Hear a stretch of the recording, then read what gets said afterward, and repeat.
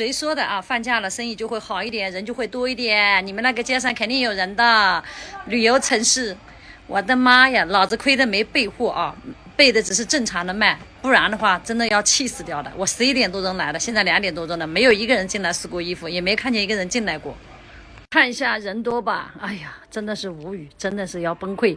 不崩溃是假的，崩溃了又有何用呢？不瞒你们说啊，也不怕丢人，到现在店里一个张都没开嘞，这生意做的啊头疼。上海现在物价大跳水，房价持续下跌，日用品、消费品疯狂打折。像原来要400-500的阿迪、斯凯奇、万斯，现在几十就拿了。进入2025年，中国楼市继续暴跌，让大陆民众经历近10年以来最大规模的一次资产缩水，许多业主因为房贷压力而陷入了困境。中国经济持续不景气，导致消费降级。由于降息和内卷，民众对未来充满焦虑，甚至开始流行极致的低消费，各行各业都陷入了寒冬。北京、上海这些一线城市也是一样。今天呢，我们就来聊一聊相关的话题。一睁开眼就是钱，怎么还信用卡，怎么还贷款，家里的开支，店里面的开支，又从哪里来？从2024年1月到2025年的3月，这个不是个拍段子，这个是个80后的一个真实的故事。之前的美好的一个场景，到现在彻底的破灭了。40岁的年龄了，上有老下有小，选择了为家庭再次创业，自己干个厨师。简单的认为做餐饮很简单，只要你的菜品新鲜干净，你味道不错，那肯定有客人来，对吧？老话不是说了吗？那酒香不怕巷子深。结果呢，投这几十万的门店，连基本的房租、人工的费用都保不了，想起来真的太少。这段时间以来，心生备受摧残，钱没挣着，家没顾好，每天生活在顾虑煎熬里。就今年这个行情，我跟你说，不要想着能挣多少钱，能活着就不错了。每天接触各行各业的老板，现在的实体店老板都快疯掉了。我们只要保持现状，能坚持下去，就已经是最好的状态了。这博主在视频中说，她老公35岁，最近失业了，在家里待了大半年了。她老公原来在建筑行业工作，是1级建造师，以前月薪3万5千，家里房贷、车贷，还有孩子各种兴趣班的费用，都是靠老公的工资来支撑着。他们的日子虽然不算大富大贵，但是也过得是有滋有味的。在她老公刚失业的时候，他们都没太当回事，觉得凭他1级建造师的资历，找个新工作应该是很容易的。没有想到现在的就业环境有这么难。这半年来，老公每天都在网上疯狂投简历，只要看到合适的岗位，不管大小公司都投递试试。一开始还陆陆续续有几个面试邀请，可每次面试完呢，就像石沉大海，没了消息。想找个2万以上工资的工作也是很难。后来面试邀请越来越少，老公的精气神就越来越差了，家里的经济状况更是急转直下。我们这个房贷每个月还要还8000，还有2个小孩要养，还有家里的开支，还有公公婆婆现在上了岁数，每个月还得给他们生活费，房贷车贷还款日期的像紧箍咒一样。每到跟前，我跟老公心里就发慌。老公人也变得沉默寡言，以前下班回家还会跟我分享工作上的趣事，现在吃完饭就坐在沙发上发呆，一发呆就是1-2个小时。我看着他这样，我心里特别的难受，想安慰他，可又不知道该说什么。有时候我半夜醒来，还看见他睁着眼睛看着天花板，我知道他这是被失业的压力折磨得睡不着觉啊。35岁本应该是事业蒸蒸日上的时候，却遭遇了失业，这滋味太苦了。这博主是位00后的女生，在上海打工，月薪挣9000块钱。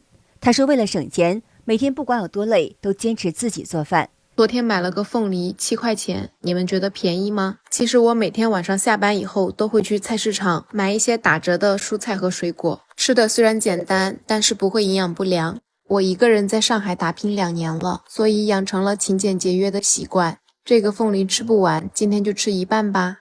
这几天有人问我，我这么活着有什么意义？我只是一个普通人，家庭条件一般，学历一般，所以我只能拼命省钱。做过3500的工作，也住过10个人的宿舍，所以我现在这个房子虽然是4户合租，做饭也只能在阳台，但有自己独立的空间，我也很满足了。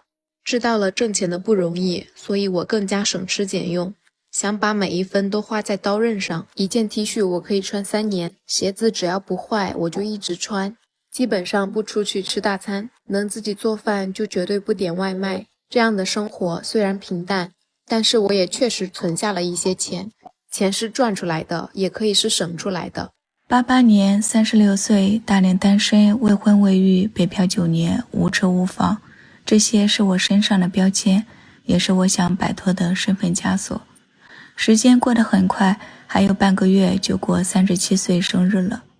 蹉跎人生30有余，却毫无进取，一事无成，一无所有，没有什么朋友，也没有很爱我的人，更没有孝敬好父母。昨天一个人呆坐了很久，想了很多，人生走了快半辈子，无法左右，无能为力的事情太多，心里特别堵得慌，突如其来的心酸，眼泪就掉了下来。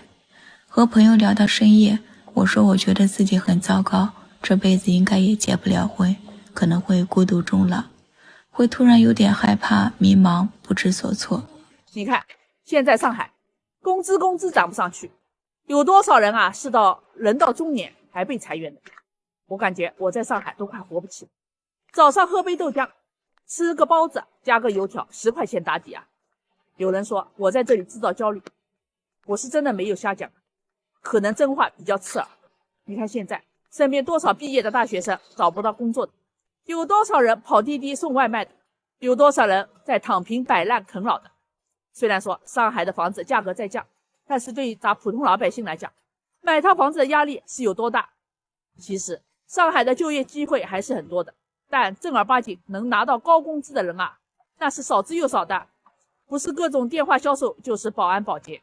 新闻上说上海的平均收入人均要达到2万左右，我觉得这个统计很扯淡啊，因为我身边大部分人都是6、7千块的工资啊，这还是算多的啊。大部分人舍不得吃超过15块钱一份的快餐啊，都自己带饭了。你租个房子，哪怕是合租，也得上千块啊。还有乱七八糟的开销，这些都是客观存在的事实啊。这样的上海，你还想来吗？我是一名在上海工作的00后，今年是我来上海的第2年，每个月拿着9000块的工资，工资一到账，立马给房东转2000，自己留1000做生活费，每天都在赶早8的地铁，而风景是路人急匆匆的步伐。在静安寺吃顿午饭的钱，可以在老家买3天新鲜的排骨。人人都说上海遍地是黄金，可是黄金却要跪着捡。工资的涨幅好像永远跟不上物价，更别说那让人望而却步的房价。去市场花了几十元买了未来1周的菜。我们都是普通人，在没有能力赚大钱的时候，只能尽可能的节约一些日常的开销。这是一位抖音博主去年发的视频，讲述上海高端餐饮业正在急剧萎缩。现在消费降级有多惨啊！上海某人均4位数的高端米其林餐厅最新推出了398元的低价套餐，被网友定为穷鬼套餐，连富人韭菜都不好割啊，想办法来割穷人的了。外滩某人均1500的高端餐厅经营不善，停业关门了，竟然被曝拖欠员工工资和社保。号称高端水果搬运工的百果园啊，预计上半年的利润同比减少了不超过70%了。这简直比腰斩还要猛！有数据显示，上海高端餐饮市场正在急剧萎缩。去年5月，上海人均客单价在500元以上的餐厅有2700多家，到今年7月直接砍半，只剩下1300多家了。消费降级的当下，高端餐饮生意真的是太差了。你说外滩那些饭店，光租金就要30万一个月，算上人工成本和各项开支，每个月大概50万左右的费用。就算你再有钱，这些老板也是撑不住啊。中国内需疲软，一线城市消费持续降级。根据报道，北京今年3月社会消费品零售额1049亿元人民币，与去年3月同比大跌了 9.9%。上海3月份消费品零售额为1280亿元，与去年同比大跌 14.1%。民众选择更理性的消费，因为很多行业都开始降薪裁员。有人因为还不起房贷而不敢消费。据《华尔街日报》报道表示，中国房地产泡沫已经导致了18万亿美元的财富损失，相当于每个家庭损失6万美元，超过2008年美国次贷危机的11万亿美元。上海的二手房现在已经变天了，目前挂牌量已经达到了30万套，每天还有上百套的新增房源挂牌出售。一周调价3次的房东都很难卖掉房子，各个中介都在发急售房源。就这种情况，客户看房仍然很少。好的，今天就和大家聊到这儿了，请您记得点赞、订阅、留言，并且分享给您的朋友们。感谢您的支持，我们下期节目再见。